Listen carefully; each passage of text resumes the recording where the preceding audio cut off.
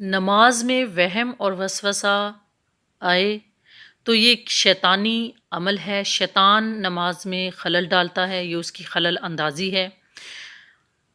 تو وہم اور وسوسہ کو نظر انداز کر کے اپنی نماز جاری رکھو۔ نماز ہی وہ سب سے اہم عبادت ہے جس میں اللہ کے نیک بندوں کو بہکانے اور ورگلانے کے لیے شیطان اپنی سعی و کوشش سب سے زیادہ صرف کرتا ہے۔ یہ شیطان کی تخریب کاری ہی ہوتی ہے جو عام لوگوں کو نماز کے دوران پوری ذہنی یکسوئی سے محروم رکھتی ہے، اور جس کا نتیجہ یہ ہوتا ہے کہ نماز کی نیت باندھتے ہی دل و دماغ میں دنیا بھر کے خیالات کا اجتماع ہونا شروع ہو جاتا ہے۔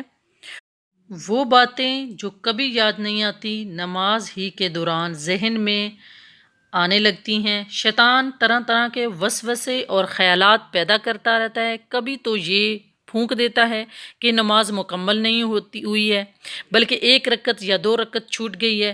کبھی یہ وہم گزر دیتا ہے کہ نماز صحیح نہیں ہوتی، فلاں رکن ترک ہو گئی ہے، قرأت میں فلاں آیت چھوٹ گئی ہے۔ اس وسوسہ اندازی سے شیطان کا مقصد یہ ہوتا ہے کہ نمازی اپنی نماز کا مقصد ہی بھول جائے، اپنی نماز کو بھول جائے، تو سلسلہ منقطع ہو جائے اور نیت توڑ دے۔ شیطان کو اس تخریب کاری سے محفوظ رہنے کا طریقہ یہ بتایا گیا ہے کہ جب شیطان اثر سے اس طرح کے وہم اور شکوک پیدا کرے تو اپنی نماز کا سلسلہ منقطع نہ کرو، نیت نہ توڑو بلکہ نماز پوری کرو۔ شیطان سے کہو کہ ہاں میں غلطی کر رہا ہوں، نماز میری درست نہیں ہو رہی ہے، لیکن میں نماز پڑھوں گا اور تیرے کہنے پر عمل نہیں کروں گا۔ علماء لکھتے ہیں کہ یہ طریقہ شیطانی اثرات سے محفوظ رہنے کے لیے بہت ہی کارگر ہے،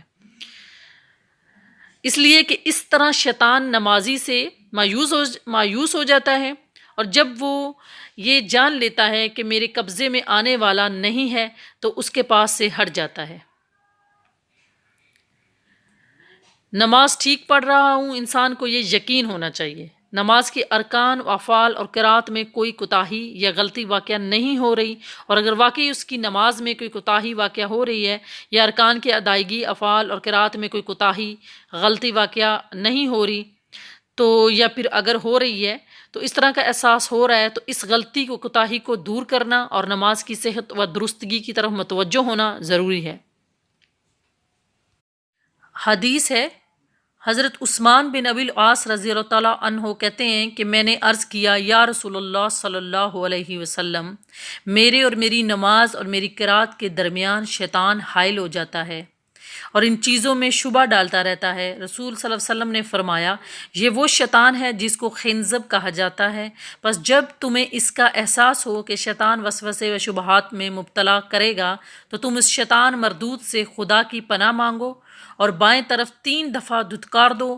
حضرت عثمان رضی اللہ تعالیٰ عنہ کہتے ہیں کہ رسول صلی اللہ علیہ وسلم کے اس ارشاد کے مطابق میں نے اس طرح کیا تو خدا تعالیٰ نے مجھے اس کے وسوسے و شبہات سے محفوظ رکھا۔